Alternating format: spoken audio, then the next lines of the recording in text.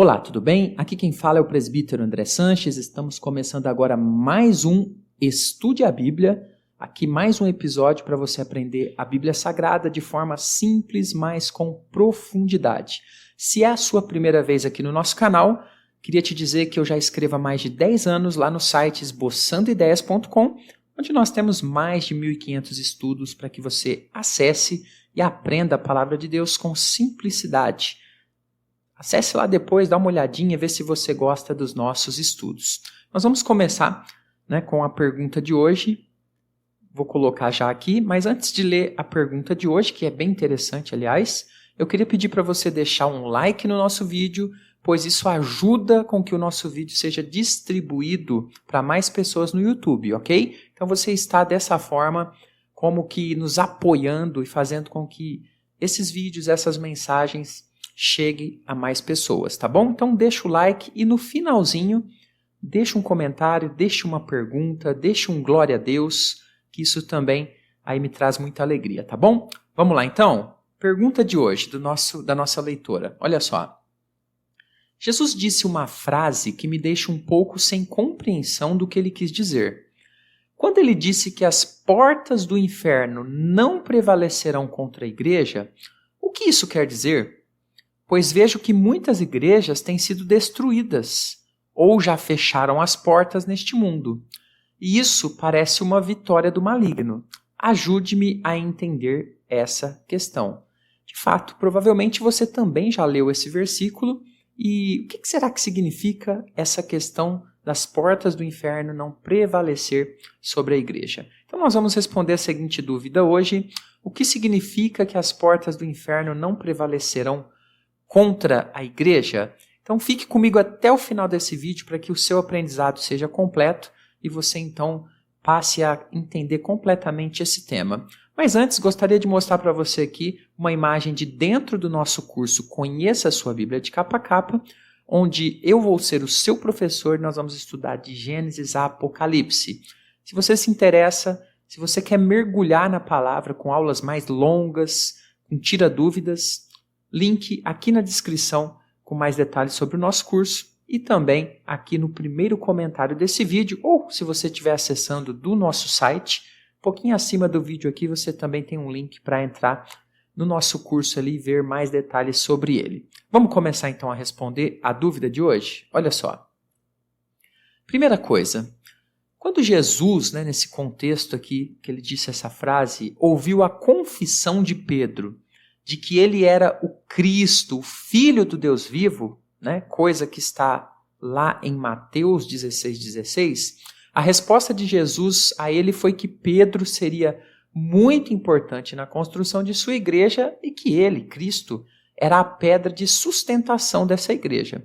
Então Pedro recebeu ali de Jesus uma grande palavra a respeito da construção da igreja, a respeito de que a igreja seria vitoriosa, de que Pedro seria uma parte importante e de que Cristo ele é a pedra fundamental dessa igreja. Então, vá acompanhando comigo o contexto para que você aprenda certinho os significados, perfeito? Olha só, texto agora na tela, Mateus 16:18, vou ler para você aqui. Também eu te digo, Jesus está dizendo, que tu és Pedro, e sobre esta pedra edificarei a minha igreja. E as portas do inferno não prevalecerão contra ela. Bom, hoje nós vamos especificar mais o nosso estudo nessa segunda parte do verso. As portas do inferno não prevalecerão contra ela. Mas olha só, antes da gente entrar, de fato, no entendimento dessa expressão final desse versículo, a gente precisa entender o seguinte, o que é a igreja de Cristo? São os templos? Uma grande confusão que as pessoas fazem muitas vezes é confundir igreja com templo. Veja bem, é claro que quando a gente vai, por exemplo, no domingo à noite, a igreja, a gente fala, eu vou à igreja, eu vou lá no templo ou no determinado lugar em que a igreja vai se reunir. Essa é uma linguagem que a gente já se acostuma a usar. No entanto, a igreja de Cristo ela não pode ser confundida com templos, ok? A igreja de Cristo ela pode se reunir dentro de templos, mas ela não é somente templo, ok? A igreja de Cristo é muito mais do que paredes e tijolos. E por que isso? Porque ela é composta de pessoas. Então, pessoas juntas, reunidas, debaixo de uma árvore que seja, ali está a igreja de Cristo reunida. Mas para que você compreenda um pouquinho melhor esse conceito, eu vou trazer aqui 2 conceitos interessantes da teologia que nos ajudam a pensar um pouquinho a respeito da igreja. O primeiro conceito, igreja visível. O próprio nome já diz. Esse conceito fala a respeito da igreja composta de todos os servos de Deus que estão vivos, por isso visível.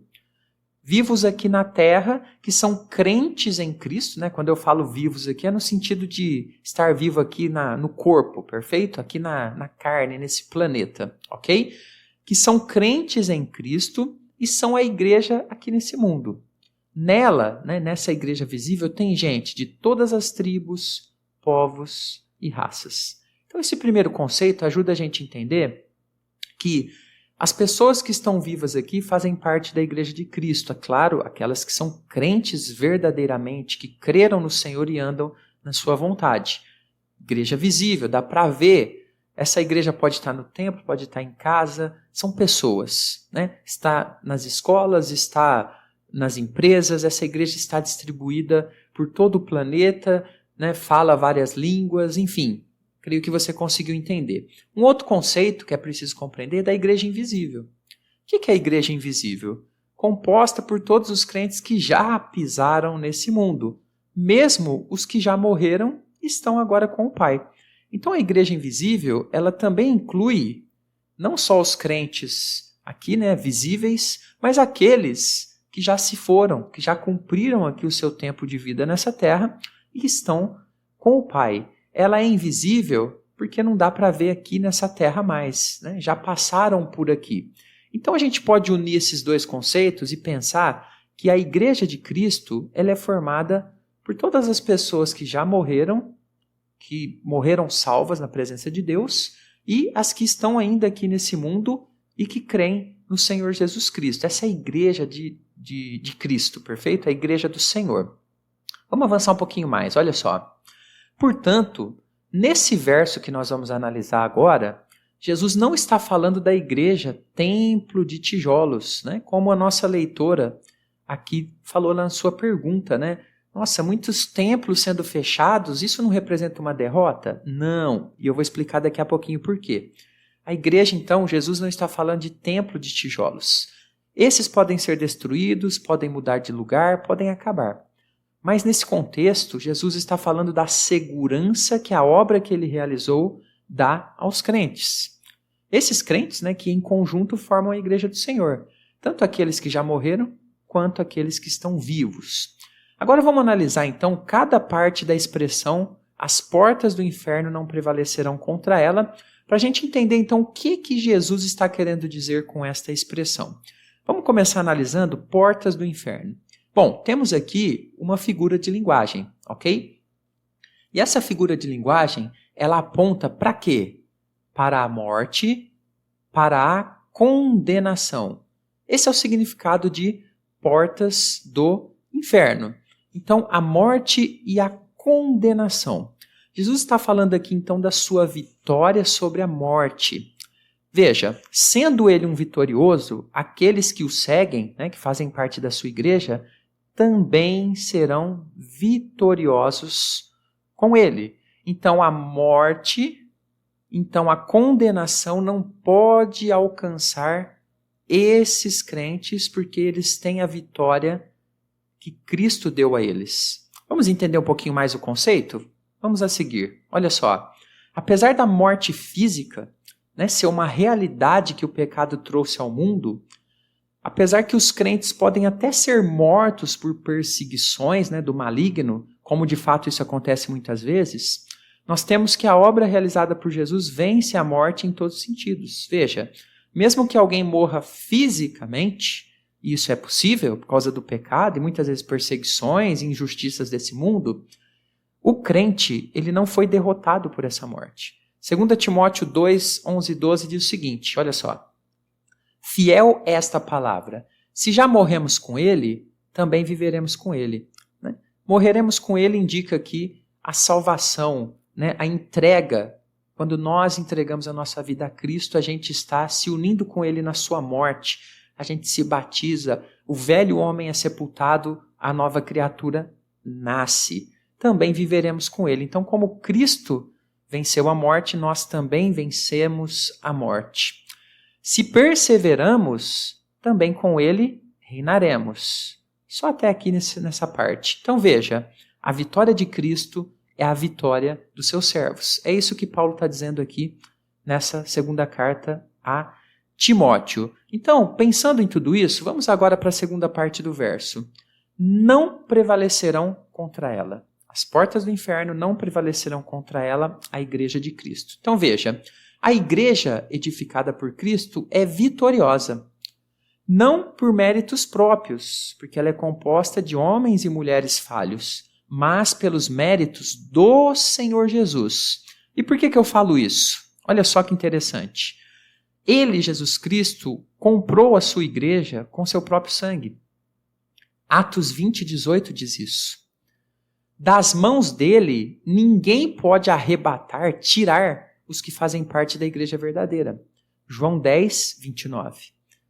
E também ele entregou a si mesmo para quitar a dívida do pecado. Gálatas 1:4. Então veja, toda a obra de Cristo, toda a obra realizada por ele, garante então para os crentes que formam a igreja a vitória completa, a vitória plena. Então a morte física, ela não é capaz de destruir a vitória do crente, porque ela é passageira, ela é uma parte apenas do que é o todo, perfeito? Então, na sequência, a gente vai perceber o seguinte, olha só.